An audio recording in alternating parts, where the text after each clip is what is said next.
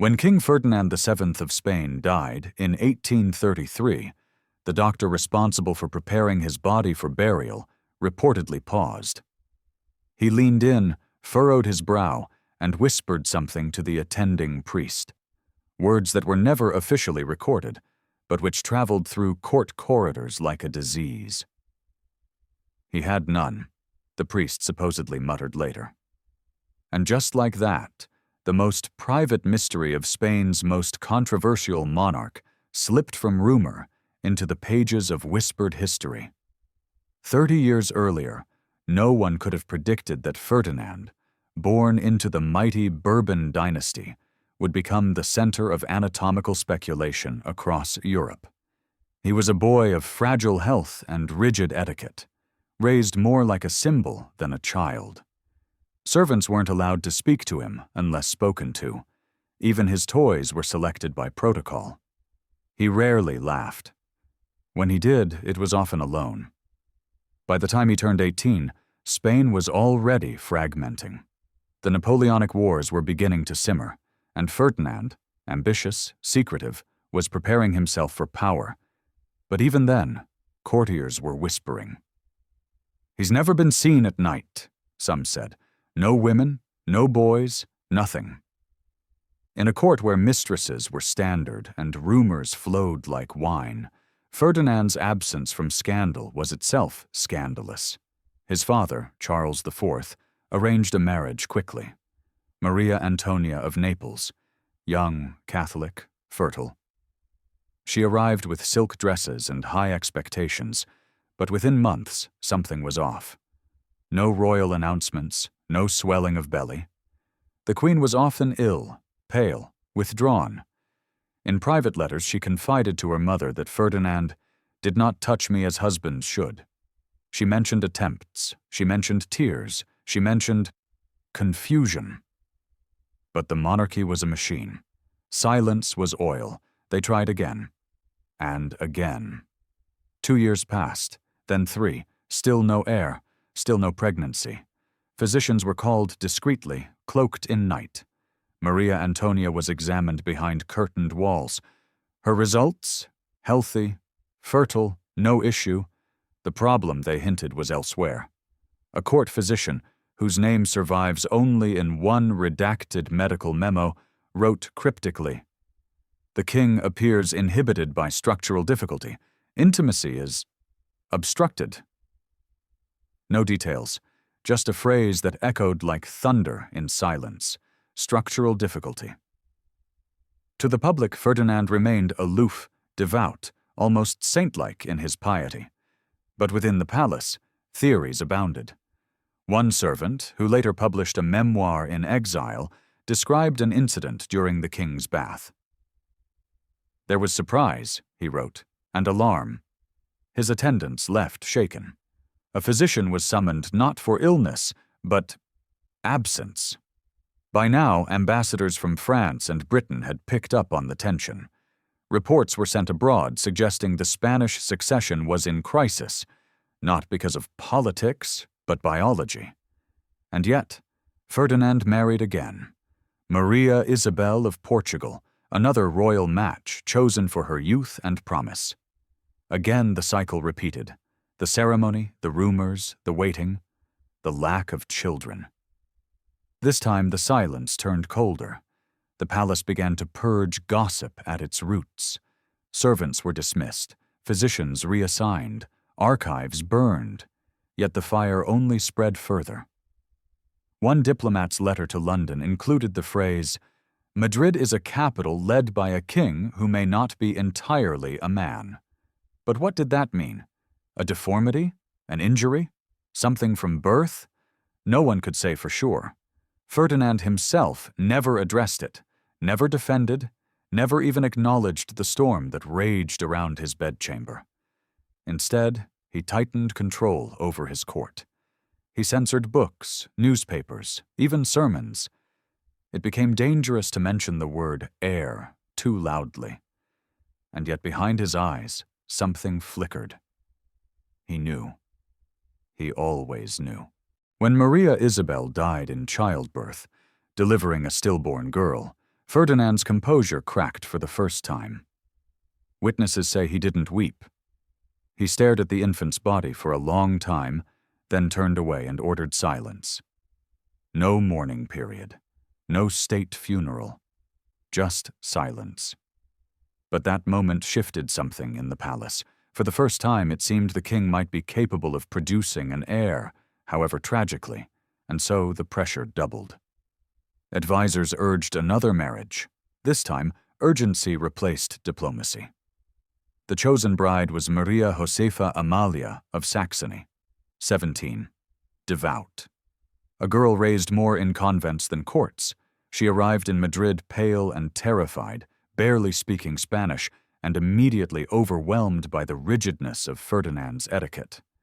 He, now in his mid-30s, approached her with ceremonial distance, too formal, too restrained. Their first night together became legend. The Queen, deeply religious, was reportedly horrified by the king's attempts at intimacy. She locked herself in a room and begged for forgiveness, convinced she had committed a sin. For weeks, there was no contact between them. The palace chaplain was summoned to mediate, not politically, but physically. When he emerged, pale and shaking, he muttered only, "May God guide His Majesty's body as well as his soul." Whispers spread that Ferdinand required assistance to complete the act of marriage. That assistance came in the form of a doctor, a foreign one this time, from Vienna, who had treated similar cases in secret. The physician's report, never made public but later referenced in a sealed letter from an Austrian diplomat, described Ferdinand's condition as partial occlusion with malformed structure, sexual function possible, but severely impeded. To say this in 1820s, Europe was to say everything and nothing. Medicine was not yet prepared to name what it feared. There were rumors of a surgery, a discreet operation done under ether, behind closed doors, with only 2 attendants and no official record. Some say it was a circumcision. Others suggest something more experimental, an attempt to correct or reconstruct what was not fully formed. After that, Ferdinand vanished from public view for 2 weeks. When he returned, thinner and pale, he avoided eye contact and refused all mention of his health. But servants noticed one change. A silver instrument, like a ring or brace, found in his chamber, later described in French intelligence reports as a prosthetic implement, perhaps medical, perhaps carnal. Even so, Maria Josefa never conceived. She died young, childless, and the palace once again closed ranks. Now the matter was urgent beyond measure. Spain teetered on instability, civil unrest brewing. If Ferdinand died without an heir, the Carlists, his reactionary relatives, would claim the throne. Spain would fracture. And so, in his mid-40s, with his body failing and legacy unraveling, Ferdinand did something unthinkable. He married again. This time, a niece, Maria Cristina of the 2 Sicilies, barely 20 years old. The wedding was rushed. The ceremony, muted. Within months, astonishingly, Maria Cristina became pregnant. But no one in court believed it. Servants whispered about secret visitors, about late-night arrivals through servant passages, about a stable boy who vanished without explanation. Some believed the child wasn't Ferdinand's. Others claimed artificial insemination, an impossibility by modern standards, but not unheard of in whispered folklore. The truth, however, was more dangerous than rumor. Nobody knew. Not the Queen, not the court, perhaps not even the king himself. When Princess Isabella was born in 1830, the bells of Madrid rang for days. Officially, Spain had an heir. Unofficially, half the aristocracy held their breath, waiting for a scandal to surface. But Ferdinand paraded his daughter proudly. He kissed her forehead before the crowd. He declared her the future of the Spanish throne. Still, not everyone was convinced. Behind the velvet curtains of royal salons, whispers grew sharper. Foreign diplomats sent coded messages to their courts. The Russian envoy reportedly wrote, "The king has an heir, but no one dares ask how." What no one outside the palace knew was that in the months leading up to Isabella's birth, Ferdinand had undergone what could only be described as a last, desperate experiment. The French physician Jean-Paul Marat, known for his radical techniques in urology, had been smuggled into Madrid under the guise of a visiting botanist. He was housed in a wing of the palace no one entered. Ferdinand met with him privately. The purpose? To apply a mechanical device, part clamp, part sheath, part pump, designed to simulate the anatomical function the king could not naturally perform. It was painful. It was humiliating. It was never meant to be known. Marat documented the procedure in a personal journal later discovered among his estate. In it, he wrote, "His Majesty suffers from an absence not of desire, but of means." The member in question is rudimentary. No clear aperture, no full structure. I proposed the application of the pressure sheath to create temporary dilation and allow for possibility. He consented. With great shame. No one knew whether the device worked. No one knew whether Ferdinand even used it. But within 3 months, Maria Cristina was pregnant. Whether this was the result of the procedure or another source remained unspoken. The Queen never addressed the rumors. She was practical. Her letters to relatives spoke not of romance, but of duty. "Spain needs a child," she wrote. "I will give them one, by the will of God, or by the will of necessity." And then came the final humiliation. During a night banquet, Ferdinand, now bloated, jaundiced, and wheezing, attempted to stand during a toast. As he rose, something fell from under his robes, a small silver ring with a narrow tube. He froze.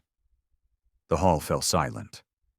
A footman bent to pick it up, but the king snapped, "Leave it." He walked out limping, face pale as milk. The next day the footman was dismissed without notice. So were 3 maids, 2 guards, and 1 cook. The device was never seen again. But the court knew. From that night onward, Ferdinand appeared only seated in public. By the time Isabella turned 1, the king was a ghost of himself. His face was round and swollen, his speech slurred. He moved like something already embalmed. And still, the rumor persisted, that Isabella was not his child. Ferdinand's final years were ruled less by governance and more by obsession, securing Isabella's right to the throne. The court was fractured, and the Carlist faction, supporters of his brother Don Carlos, gained momentum. Their argument was simple and devastating. Isabella was not a legitimate heir. Legitimacy, in royal Europe, was more than bloodline. It was biology, it was performance, and Ferdinand, by now, was unable to perform even the illusion. Behind palace doors, documents were forged. Midwives were coerced into silence. Records were rewritten. The physician who delivered Isabella died mysteriously a year later. Consumption, they said, though few believed it. At the heart of this web stood Maria Cristina. Intelligent, calculating, fiercely maternal, she understood what was at stake. She ordered portraits of Ferdinand and Isabella distributed across the country, staged carefully to show resemblance. She pushed priests to preach sermons on divine miracles, fertility, and royal providence. But outside Madrid, the fires of dissent grew. Don Carlos, rigidly Catholic, ultra-conservative, claimed the throne was his by right. His supporters painted Ferdinand as a corrupted monarch, unable to fulfill his most basic duty, to produce a clear, unchallenged heir. The Carlists began spreading something more dangerous than pamphlets: medical reports. Somewhere, no one knows precisely where, a copy of Dr. Marat's original journal began to circulate in fragments, translated, annotated, embellished. It appeared in Paris, then Lisbon, then Vienna.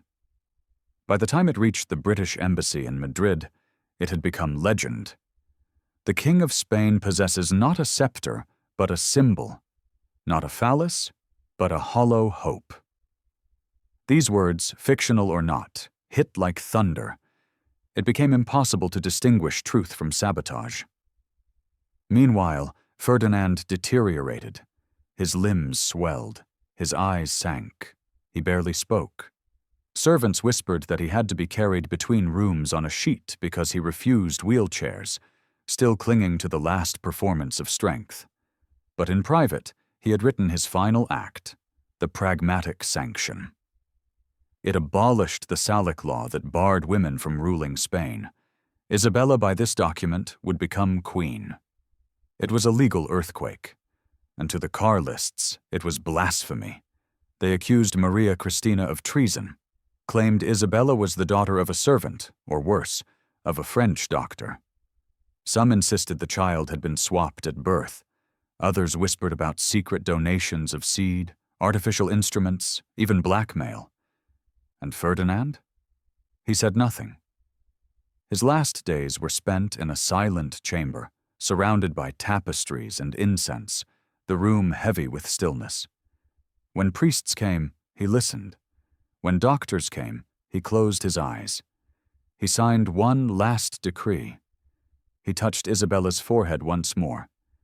And then he died, pale, bloated, with his secret sealed behind purple velvet curtains. But death would not silence the questions. After Ferdinand's death, the official bulletin declared it a peaceful passing of a righteous king. But the reality was anything but peaceful. The Carlist War began within months. Spain split not just over politics, but over biology, over whether a king's broken body could birth a queen. Yet the most guarded moment came not on the battlefield, but in the royal crypt, in the hours just after his death. By law and tradition, the body of the king had to be examined and prepared by the Royal College of Physicians.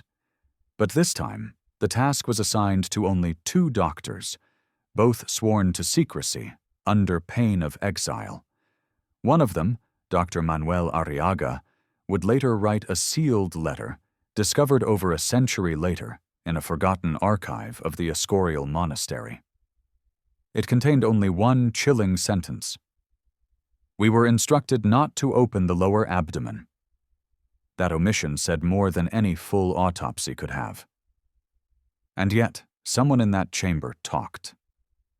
A few weeks later, a cryptic paragraph appeared in a medical pamphlet in Brussels. It made no mention of Spain or royalty, but described a prominent male patient of advanced years who had congenital deformity in the genital tract, rendering intercourse improbable, reproduction miraculous. By then, Ferdinand's embalmed body had already been placed in the Pantheon of Kings at El Escorial. Visitors walked past the sarcophagus, not knowing they stood before a man who, by all accounts, may never have fully been one. Maria Cristina, now Queen Regent, fought to hold the throne for her daughter. She repressed newspapers, imprisoned pamphlet writers, and struck deals with military generals to buy time. She knew the truth didn't matter.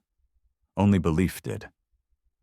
Isabella was crowned in a rushed ceremony, barely more than a toddler. Her reign began in the shadow of a body buried beneath marble and rumor. But the truth never fully died. In 1903, a German historian traveling through Madrid uncovered letters in a private collection, correspondence between French diplomats discussing the Spanish king's condition. They described, in clinical detachment, the absence of key anatomical structures, citing reports from servants and court doctors.